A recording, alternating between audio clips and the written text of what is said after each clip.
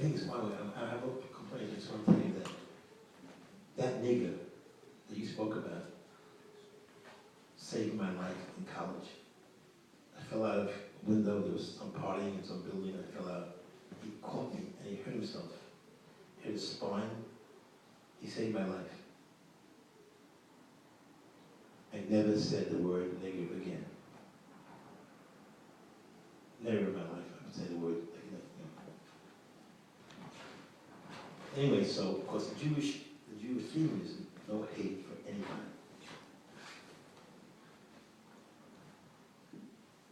So yes, I thought yesterday it says, Zochar es asher asol l'cha, Amalek, remember what Amalek did to you. Right? A lot of times when we read history, and we hear about tragedies, they're tragedies, they're memories. But the Torah insists that what happened to Amalek to you, they took people who were so weak and so poor after being tortured in Egypt. You should take that memory and make it your memory, not something that happened in the past. Zochar es asher asa l'cha Amalek. To you, not to your ancestors and great, the Elder Zayda, like they say, right? It happened to you. Do we do that? Do we know how to do that? No joke. So we're here in this world to work on ourselves, right? So we have to work on ourselves. We're not perfect, right? Perfect, we don't need to be here. We just go up to the next world and, live a life of bliss. But we're not perfect, so we have to go. It's called the perfection of imperfection. We're living a life of perfection of imperfection, and we're trying to become more perfect as we can, as much as we can. That needs. You have to come on to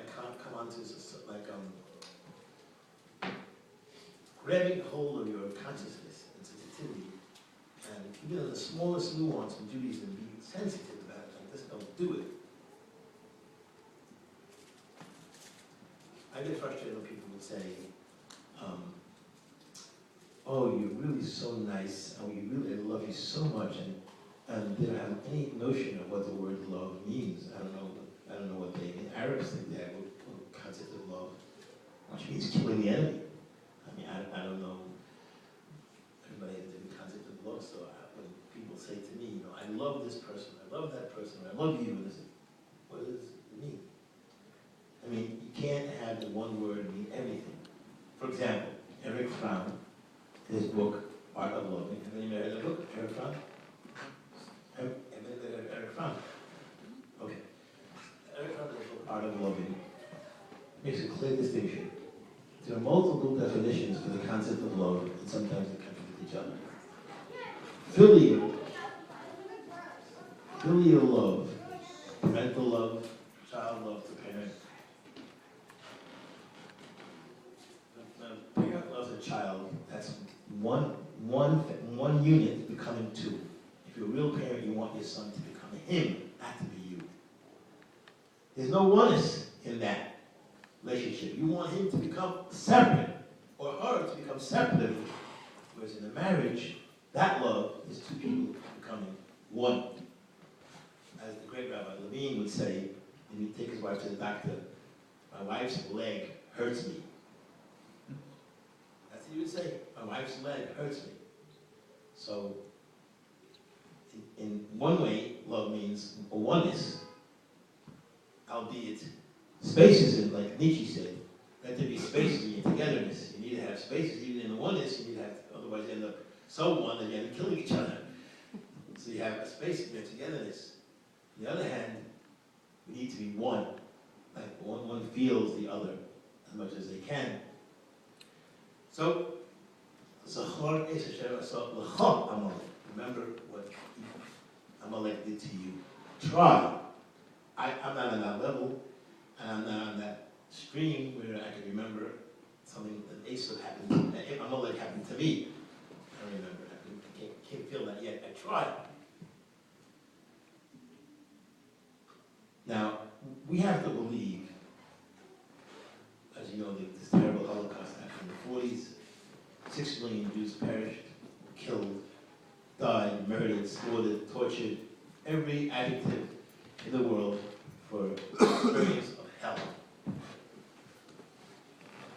Now, people are very easy to ask the question, what happened to God? Where was God during the Holocaust? Now, I understand that question, and I subscribe to that question. I ask the question also, but I don't challenge God because of that question.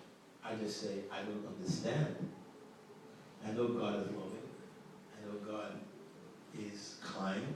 I'm exhaling and inhaling because of God right this very moment, and have blessed children. I have other things.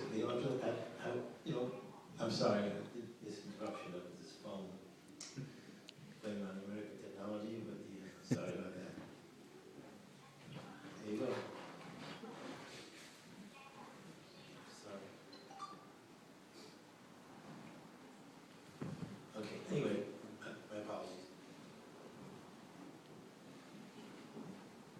So this question I have as well. I'm bothered by it. I'm pained by it.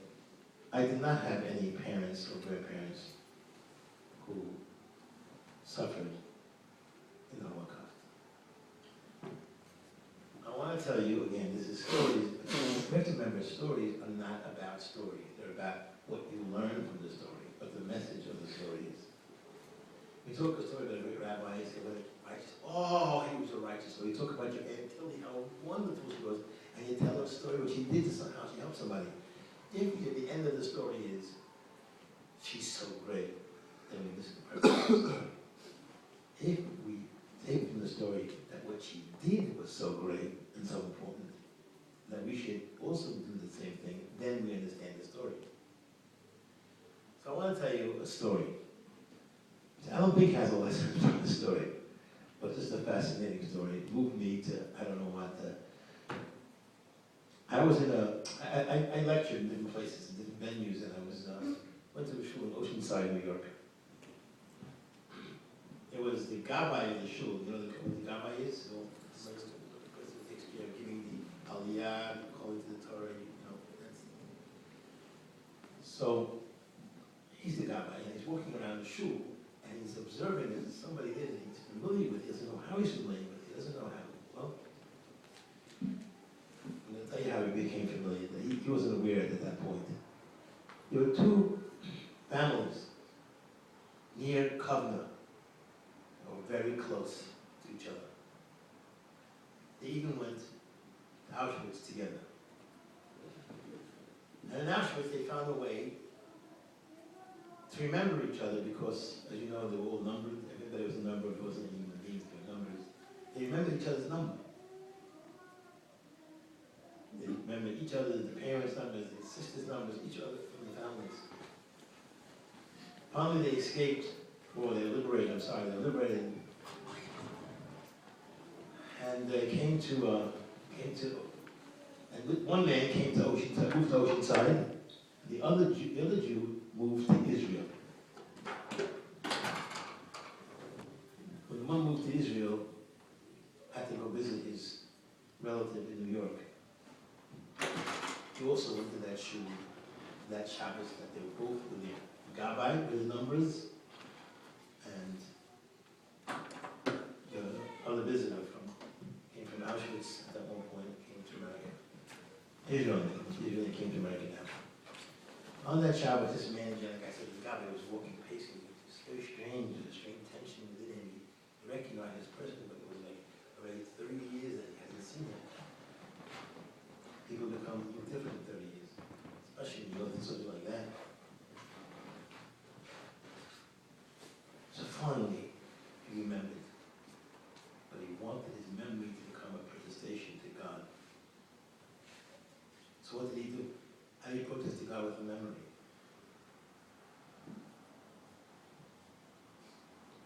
It's time for reading the Torah.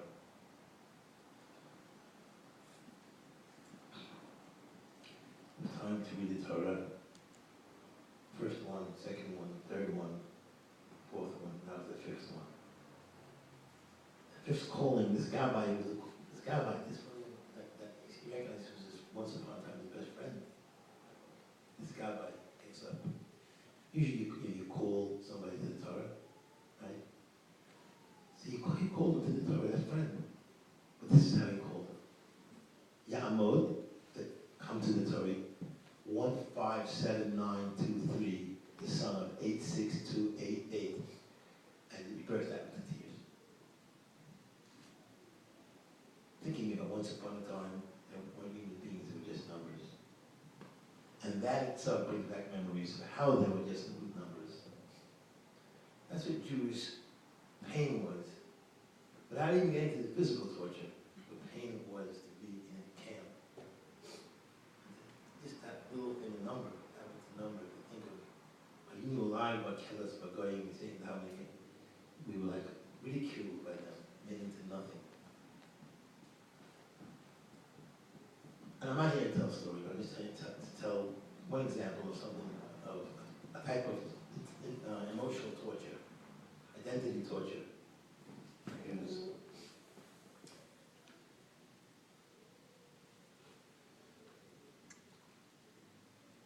What is the resolution? What is one of the ways that we can get God? So we know, at least according to our tradition, I don't know about other traditions or other religions. In our religion, Pasuk says, Imoi Anochi Yitzhara. God says, you think you're in the fire? Whatever this means in His words, God says, I'm with you in the fire. You want to know why didn't God do anything? Because I'm with you in the pain. God can do everything. You live with God can do anything. He can feel something without having to be here, literally. He can feel like He's in the pain of Jews suffering. In every way, God is with us. So, we escape. I mean, God escapes, transcends that where He's at one point, but the godliness of Himself tells Him He must transcend and help the Jewish people and leave them somewhat with the pain, but leaving them with the memories, which in itself is painful.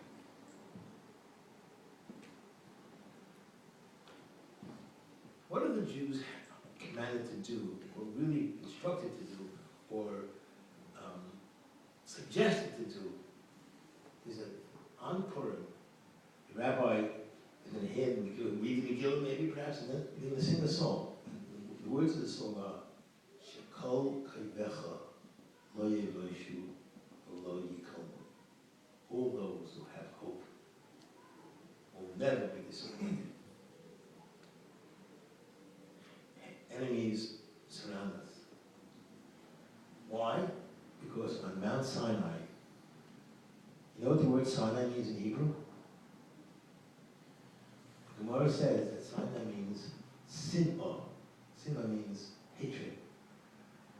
When we became special by this gift of the Torah, I don't mean special, I should say unique, by the gift of the Torah, because I'll say Sinai Loma Nikra Ashmo Sinai. Why was it called Sinai? Sheyarda Sinah La'olam. Hatred, a passionate hate, came upon nations against the Jews. Now I know, I'm very familiar, because I was faced with this question a number of times. In fact, in the shul back in Hillgate, somebody asked me the question, and somewhere else, when I was in Albany University, I felt like I was getting smothered with this question about, what's this chosen nation business? What is this all about?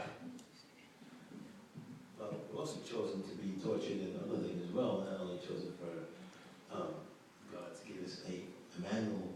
God gave us a manual how to live life to become close to Him. To God.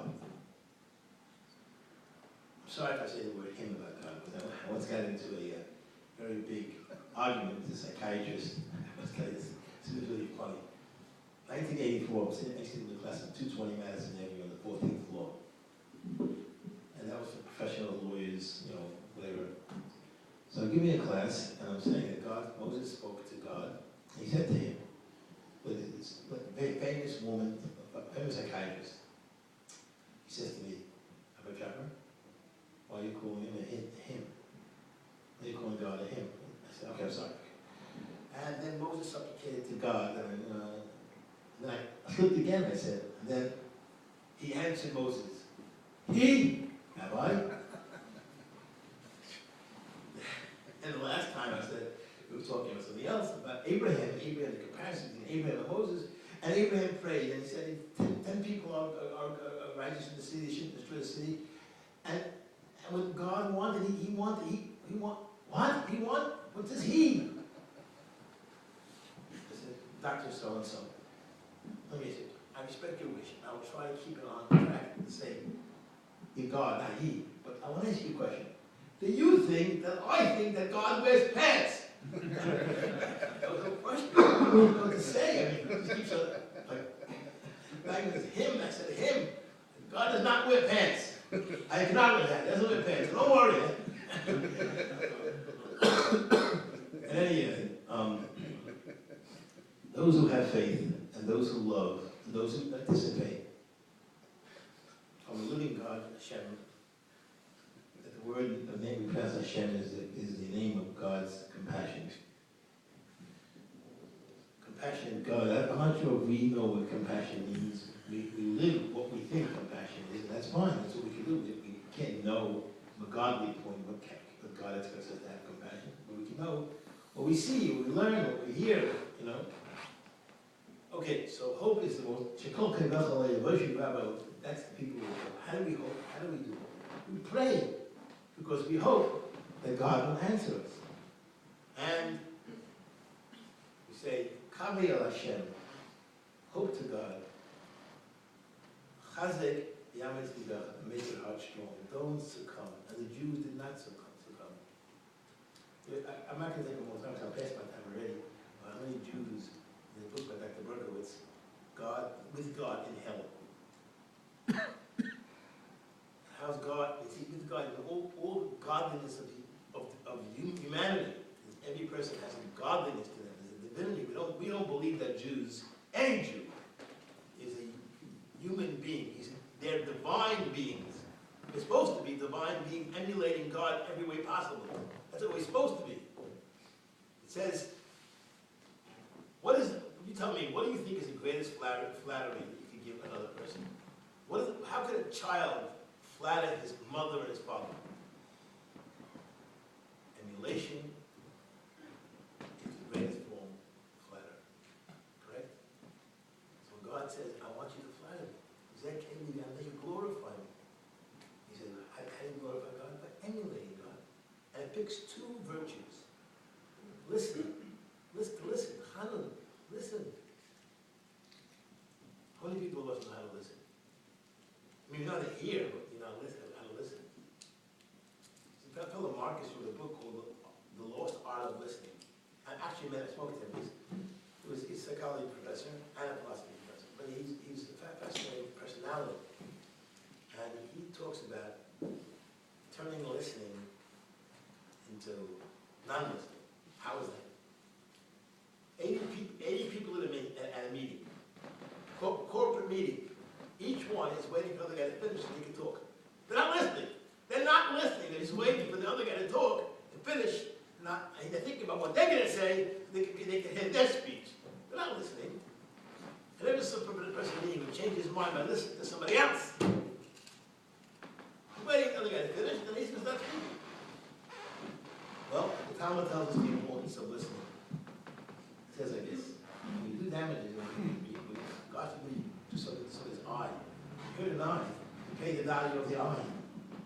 If you make somebody deaf, God forbid, you cause deafness, then you have to pay the whole value of the person. Because without the ability to hear, you're nothing, says Rabbeinu Yonah. You're nothing. You can't hear, you can't, what is it? Cheering in, the confluence of knowledge comes from hearing. Different ideas. Okay, so we pray and pray and pray. And not only that, Esther Hamalka. Everybody hear Esther Hamalka in the Megillah story? Esther Hamalka was supposed to be the redemption of the Jewish people, because it was a decree against the Jews to be destroyed, annihilated, and killed, and everything. And Esther was supposed to, Ahasuerus picked out Esther to be his wife.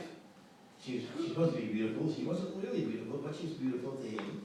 And Mordechai, her uncle, came and said, "You must go to this person who loves you and tell him that he must save the life of the Jewish people.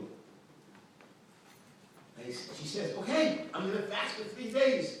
And then I'm going to I'm going to walk into the palace of my king, my husband. And I'm going to tell him, because she was also Jewish. Esther says, I'm going to fast. And all my women who are helping me, my staff, are going to fast also. So the ultimate question is, she's supposed to be beautiful and be attractive to Ahasuerus to get into the office of the king, and here she's going to fast for 3 days. She won't look too pretty. She's going to pray for 3 days. If she doesn't make Ahasuerus an ally, she'll make God the ally. And if God's your ally, that's the most important thing. And praying and using your hope, and again praying that you make God the ally. When you make God the ally, you're blessed. You're saved. There's a phrase, I'll end with this thought. There's a phrase that says, but I, in your kindness, meaning God's kindness, batachti, I feel secure. Yogil libi, my heart dances, this is salvation. In other words, that once I feel secure, I don't know for sure, but I feel secure about your going to redeem us and to help us. Already now, I'm dancing about that redemption.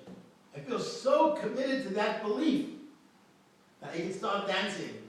I can start, take out 200 horsepower. I start dancing because I feel excited about I know it's going to happen. It's like as if it's happening.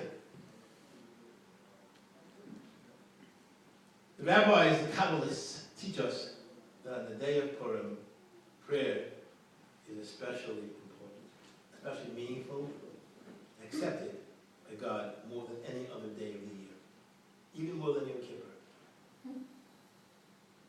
So, I hope that all of us can use that, maximize Purim, which Purim, by the way, means Yom Kippurim. It's a day like Purim, meaning Purim is the superior and Yom Kippur is the inferior. Yom Kippur is like Purim. Not by Purim, not like Yom Kippur. Yom Kippur is like Purim. Yom, day, Kir, like Purim. This comes from the great Kabbalists of years ago. I hope, with God's help, that the words from my heart should penetrate into your heart. I don't know how to speak other than from my heart. I really don't know how to do that. And I hope that a few words that I said, opinions, suggestions, you all benefit. Thank you so much. I have some questions if you have something to ask. Sure. I have a couple of questions and comments. I'll start with the ending, although I was going I wanted to tell you, as a poet, I'm not sure I'm the scholar who can answer all the questions. I have some questions I can answer. All right, then I'll start with the beginning, because I was impressed with your opening remarks, because... You enjoy? Yes. That one? Okay. I had fun. Okay. Alan Dershowitz actually was a guest speaker in this building a few years ago. Were you here? No. On the other Yeah, it was side. the other building. Okay. Yeah, the other The side. other Yeah, part. other side. All right, Yeah. that's irony. And so I could fill in, it was probably 2 Brooklyn Jews, and the Jewish paper was probably the forward. Because I think he gave the same story and with a little more detail. Yeah, I like that. Yeah, I just abbreviated the story. For the end, now I'm a little confused about the relationship between Yom Kippur and Purim, because I've never heard of that. And God is not even mentioned once in the Megillah or the Book of Esther. That's why it's called Esther. Esther means, Vilna Gaon writes, Vilna was genius of a generation, more than one generation. There hasn't been another Vilna Gaon since that time. Megillah, the word Megillah, you look at it, probably means like a little thing you scroll, right? It really means Gilui, revelation. It reveals Esther, it reveals the hidden. So, the story of Esther reveals God's power in the story, not God's name.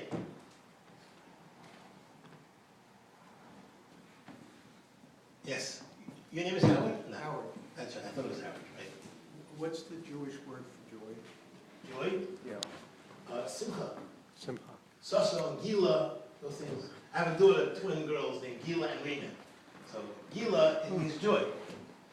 And when you say it's a negative commandment to hate another Jew, Correct. what if somebody is so evil? The first thought that came to me was like a Bernie made-up. I mean, what if it's so terrible? You can be angry at him, but you can't hate any person. It's interesting. I mean, let me ask you a question, Aaron. Let's say we believe that, I believe, let's say everybody believes here in this room, the purgatory and a paradise. So how old is Bernie Madoff? He's in the 70s right now? How old is he? Okay, so let's say, what would you tell him to do the rest of his life? You know, how should he spend the rest of his life? Well, he's in jail. I don't know. Should he commit suicide? No. He shouldn't. So what she did? I don't think that obviously would help or change it. Right, so just tell me, anybody has a suggestion, you think, what would you advise Bernie Madoff to do as the balance of his life? Raise money for charity. Very good, next. Not make money what he did for charity, but, because he gave a lot of money to charity. Legitimate. He gave a lot of money to charity. Give tzedakah rather than charity, just give tzedakah. And what is that? That's a redeeming factor in him, that he's turning around his ways, right? So, the person who has a chance to turn around his ways, everybody does. You can't tell everybody you're condemned for life, forever. Depends. I mean, nobody in the world is pushed away from God. Nobody, no Jewish soul is pushed away from God. So we have to say, yes, we can protest and be very angry, it can be it's very disturbing. We can vote that he put in jail for like 100 years or whatever it is. Ultimately, we want him to think about what he did, regret it, be miserable about what he did, how many people he hurt. And that's all. Any other questions? Yeah, I just want to amplify what Howard said. So really, the hate is not the person, but maybe the behavior. Right. We're allowed to hate people's behavior, but we can't hate the person. So another word thing, I grew up, the phrase was always, imitation is the best form of flattery. And you used a little different word, emulation. Well, emulation is, I guess, is an adult word for imitation, right? Okay. Yes. Do you distinguish between disliking and Disliking and hating? hate? Is there a real difference? I don't know. I really don't know. I told you I didn't know everything. I don't know. I'm sorry, so you can't hate, you shouldn't hate another Jew, but it's okay to hate other. You don't hate non-Jews either, I said before. Not allowed to hate non-Jews. No, not just Jews, but can I hate No, not Arab? allowed to hate a non-Jew. Not allowed to hate anybody. You can't hate anybody. So what kind of feeling how would you describe the feeling towards ISIS, for example, or Osama bin Laden? If somebody's coming to kill you, you can hate it, right? Okay. I hope you do. Okay. Not only because of you, because of other Jews that hate your brothers and sisters that are getting tortured by him. Not only for your own, even if you're living in Brooklyn, but you hate him because he's killing other Jewish kinderlach, other children of God. Okay, so you're allowed to hate those. Supposed to hate him. Okay, good. Because I do. I do. Happy to hear. Great. His soul's alive. Okay, thank you so much again for your coming and for me bothering you. I apologize for that. You come to this taking break for me on Sunday, which is the holiest day of the year for, it's like a second day of Shabbos for most people, right? All right. Thank you.